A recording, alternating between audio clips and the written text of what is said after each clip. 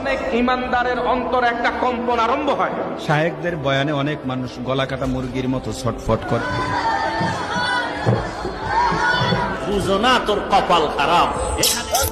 ধর্মের নামে এসব ভণ্ডামের প্রধান কার্যালয় চরমনাইয়ের দরবার শরীফ। বাংলার জিন্দা শাহজালাল আল্লামা মুফতি ফয়জুল করিম শাইখে চরমনাই। চরমনাই দরবারের দায়িত্বে থাকা প্রধান দুই ভণ্ড হলেন ফয়জুল করিম ফজু আর রেজাউল করিম রেজু। ফজু রেজু দুই ভাই জন্মগতভাবেই পীর সাহেব। তাদের বাবা ছিলেন পীর, তার দাদা পীর, তার দাদাও ছিলেন পীর সাহেব। আবার রেজু ফজুর ছেলে হবে পীর, তার ছেলে পীর, তার ছেলেও পীর সাহেব হবার ব্যাপারে মোটামুটি কনফার্ম। সব মিলিয়ে সব যেন পীরের হাট বাজার। দাদাদার রহমাতুল্লাহ হাত উপরে দিকে উঠাইয়া ডাক দিয়া বলে, গরু এদিকে আও। ডাকের সঙ্গে সঙ্গে গরুটার রশি ছিঁড়া দৌড় দিয়ে আসে দাদাদারের সামনে এসে, দুনিয়ার মানুষ তোমরা আমাদের কথা শুনলা না, গরু আমাদের কথা শুনবে। এই ব্যবসা শুরু করতে কোনো পুঁজি লাগেনি তাদের।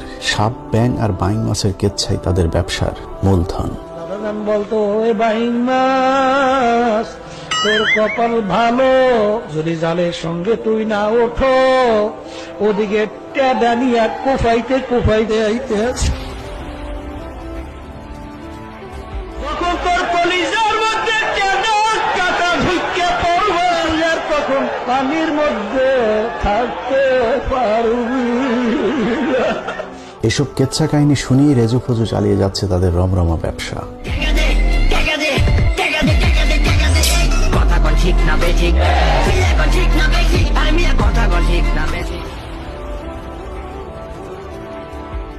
আমার দুনিয়াদার বাবারা চরমনাইতে আসছে, বাবারে নৈরাশ হইয়েন না। প্রতি বছর কথিত ওরসে তোলার বস্তায় বস্তায় টাকা পয়সা দিয়ে দুনিয়াতে সুখ স্বাচ্ছন্দ্যে জীবন কাটানোর পর আখেরাতেও নাকি তাদের জন্য বেহেশত একদম ফ্রি।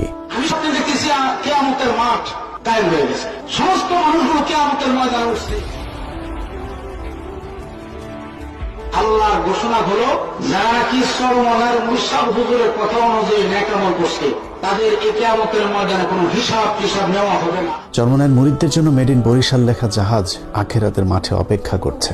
এই জাহাজের যাত্রী কারো কোনো হিসেব হবে না, জাহাজ থেকে নেমেই সোজা জান্নাতে। সৈয়দ ফজলুল করিম রাহমাতুল্লাহ যখন কিয়ামতের ময়দানে বড় বড় জাহাজ দিয়ে রওনা করবে, মাহমুদ গো দয়া মায়া করে আপনি ওদেরকে আপনার কুদরতি কোলের মধ্যে টাইনে আনেন।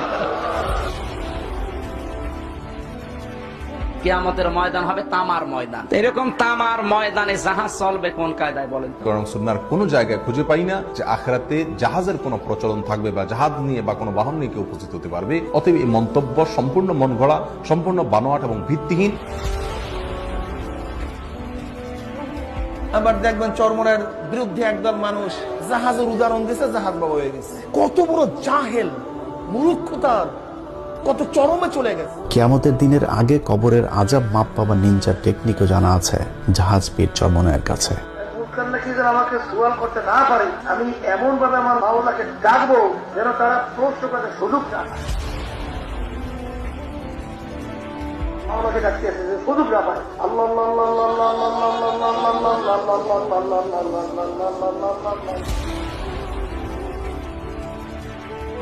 এইভাবে আবার যখন নাকি কাজ শেষ হয়ে যাবে, আবার তারা ঘুরে ঘুরে আল্লাহ আল্লাহ আল্লাহ আল্লাহ আল্লাহ আল্লাহ আল্লাহ আল্লাহ আল্লাহ আল্লাহ